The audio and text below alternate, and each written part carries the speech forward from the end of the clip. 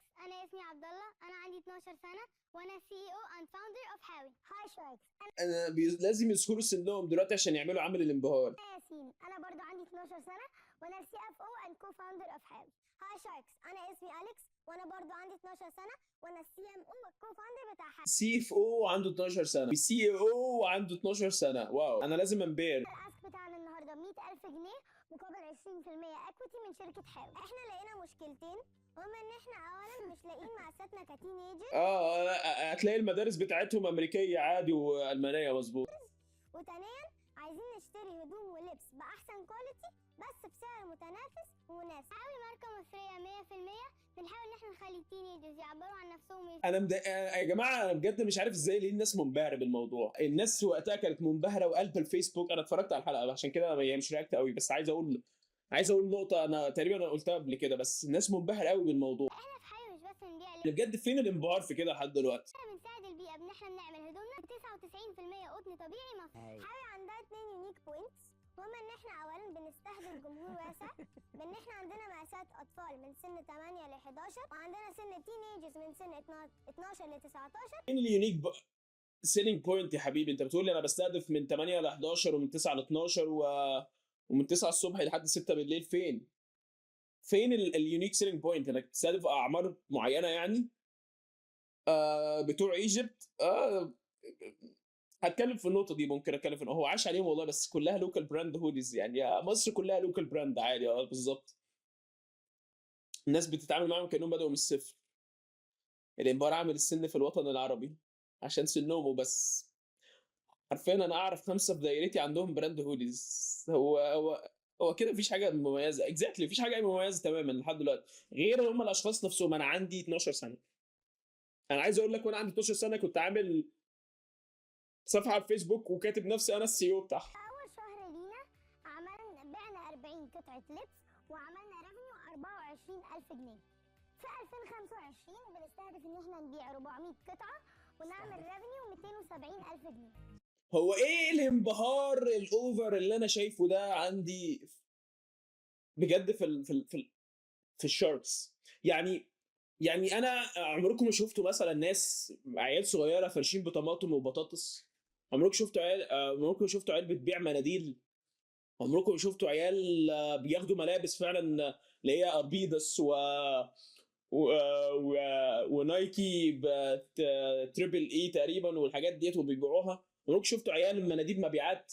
عمركم شفتوا يا جماعه؟ ده انا جاي لي دليفري قبل كده عيل صغير، لدرجه ان انا قلت له خلي بالك، انا يعني مش عارف انا افرح ولا ازعل. عمركم شفتوا عيال بتبيع لكم اي حاجه؟ بس هم مش مبررين، هم بيضحكوا. هيستهدف وانت عندك 12؟ مش معقول. انت عارف الفرق بين العيال الصغيره دول والعيال الصغيره اللي انا قلت عليهم دول؟ هو الاب والام. والله ده الفرق الوحيد. يعني انت المفروض بدل ما تنبهر بيهم انبهر بابوهم وامهم، اللي هم موفرين ليهم التعليم الكويس، موفرين ليهم البيئه الكويسه، موفرين ليهم الفلوس اللي يعملوا بيها البراند ده. لكن العيال الصغيره التانية اللي بتبيع بتفرش ببطاطس وطماطم ديت، ابوهم مش هيقدروا يوفر لهم تعليم، مش هيقدر يوفر لهم بيئه نظيفه، مش هيقدر يوفر لهم اي حاجه. بالظبط. والمساحه اللي يطلعوا دول زمانهم بيروحوا النادي، عندهم نادي، عندهم مدرسه. في المدرسه اصلا هتلاقي عندهم فولي بول وباسكت بول وبادل، عندهم كل حاجه وموفرين لهم الهودز. بالظبط. الفرق يعني اديني ابوك وامك يا حبيبي، اديني الفرق ابوك وامك. وعلى فكره يا جماعه، احنا هنا مش بننتقد او الاب والام، لا، ده هم بيعملوا البيسك، بيعملوا الحاجه الاساسيه لاي حاجه، لاي اب وام يعملوا. يعني انا لو ابويا وامي، المفروض الاب والام هو ده تعريف الاب والام، ان ابويا وامي يدوني بيئه نظيفه محترمه، يدوني تعليم محترم، ويدوني فلوس يصرفوا عليا. ده تعريف الاب والام. الولد الصغير اللي هو بيفرش بطماطم وبطاطس ده ما عندوش الحاجات ديت، ما توفرتلوش.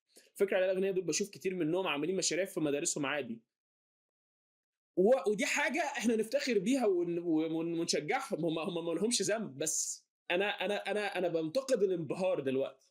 كامل بروفيت. لا خليهم كامل صح. تمام. كمل. قول. اديلهم 100% رويالتي على ابوهم وامهم. احنا بالفلوس اللي هناخدها هيكون عندنا كوست كتير.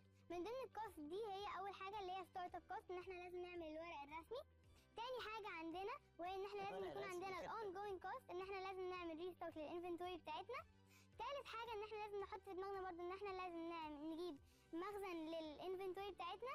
ورابع واخر حاجه زي ما اليكس وياسين قالوا ان احنا لازم نعمل ماركتنج واعلانات، فده برضو هياخد شويه من الفلوس. انت اصلا ال 100,000 جنيه هتعمل لك حاجه بالكلام اللي انت بتقوله ده؟ احنا بندي فرصه للتينيجرز يعبروا عن نفسهم، وكمان بنحافظ على الانفايرمنت. ارمي لهم 3 4 مليون فكه هيكبروا البراند.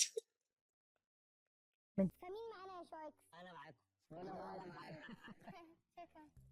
انبهار يا جماعه بجد والله. بصوا كميه الانبهار. تخيل مثلا، تعالى والله العظيم نعملها ونعمل شركه بنبيع بطاطس وطماطم، ونجيب العيال اللي بتفرش، العيال الصغيره يا عيني اللي هي ما عندهاش اب وام يصرفوا عليهم، ونجيبهم وندخلهم للشاركس، او يقول لهم انا السي او بتاع العتبه، انا السي او بتاع الحضره، انا السي او بتاع الزاويه.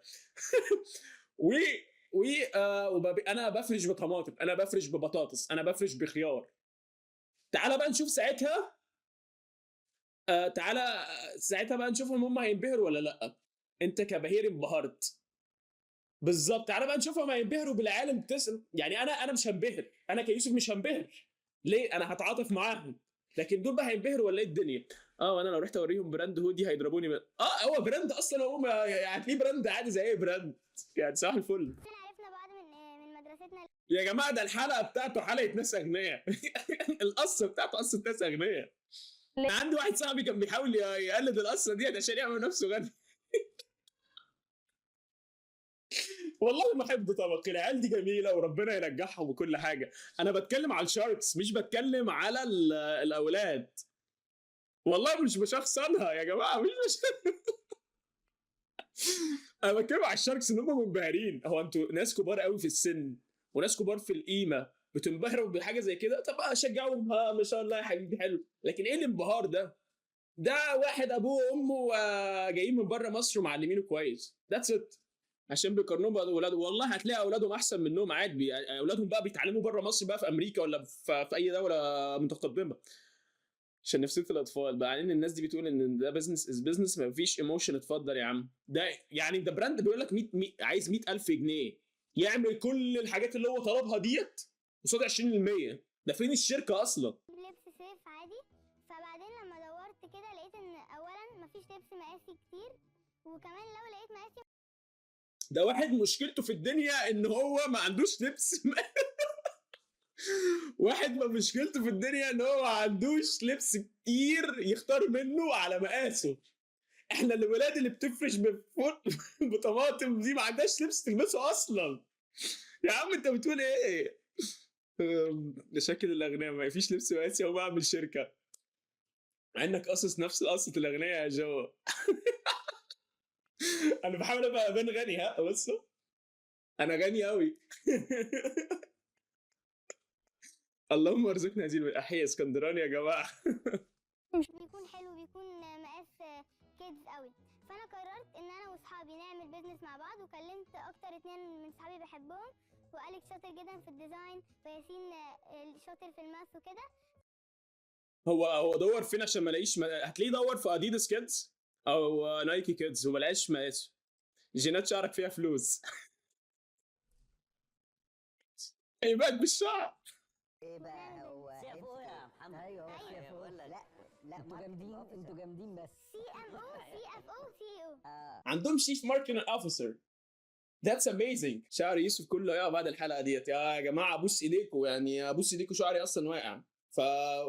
5. يا رب ربنا يبعد عننا العين، مش ناقصه. انا اصلا في اوجاع مش ضايعه خالص. اوكي، طب ممكن اخد بوسه طيب ولا اعمل ايه؟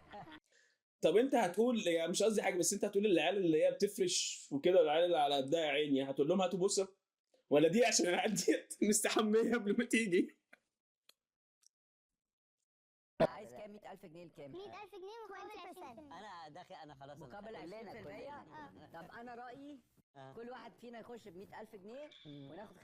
دي فكرة حلوة جدا. فكره جميله. ممكن نتناقش؟ لا ممكن تبقى واحد انا شايف معلش انا شايف ان بالنسبه لهم ما ينفعش ان احنا ناخد كنترول عليهم.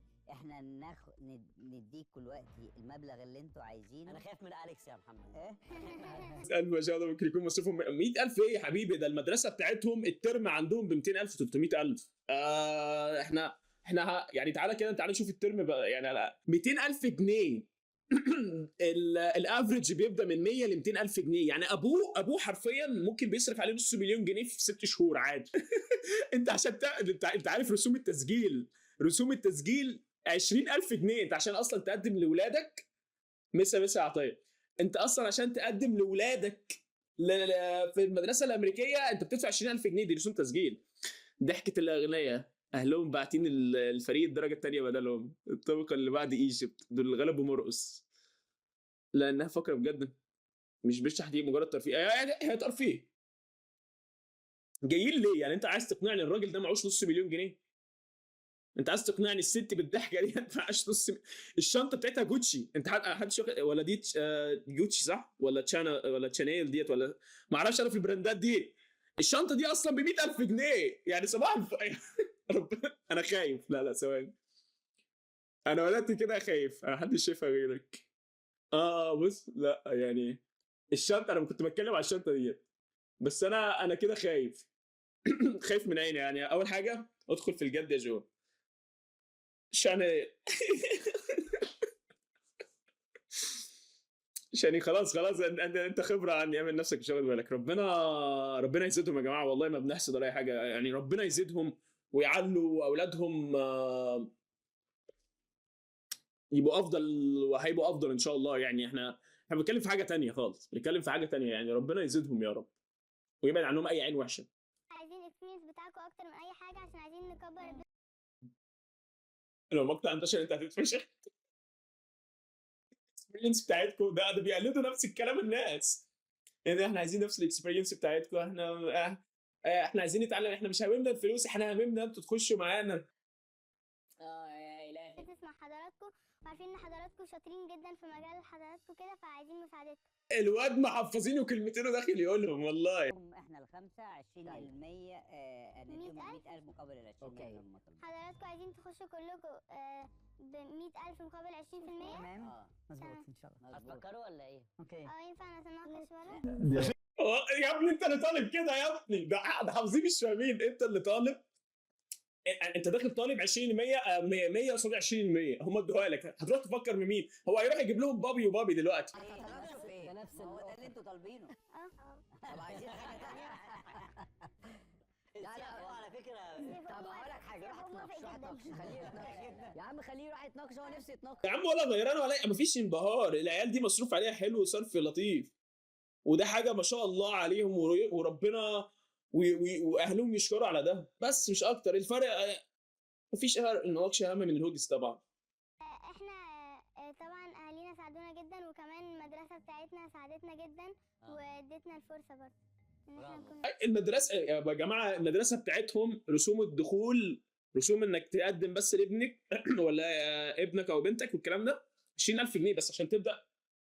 وممكن يتقابل وهيتعمل لك انترفيو وهيتعمل لك هيتعمل لك انترفيو وهيتعمل لك مش عارف لازم تجيب لهم حاجات وان انت ما هتجيب لهم ورق كتير وحوارات بقى كتير من الكلام ده. اهالينا ساعدونا جدا يعني مش هم اللي عملوا كل حاجه. موافقين ولا مش موافقين؟ موافقين. يلا عيال عسل يا جماعه. والله عيال عسل وربنا يزيدهم يا رب ويبقوا احلى وافضل وينجحوا وكل حاجه. الكلام ده ملوش اي علاقه بيهم. خلي بالك احنا بنتكلم في العموم. تقريبا مسيره التعليم غالبا ما كملتش 20000 اصلا. مثلا دي نتيجه البيئه النظيفه والتعليم النظيف مظبوط اللي عايشين فيها. اكبر واهم انجاز الاهل يعملوا الاستثمار في الابناء عشان يطلع حاجه نظيفه زي كده بجد حاجه تشرف. مظبوط. ثقه في النفس وثبات مش موجودين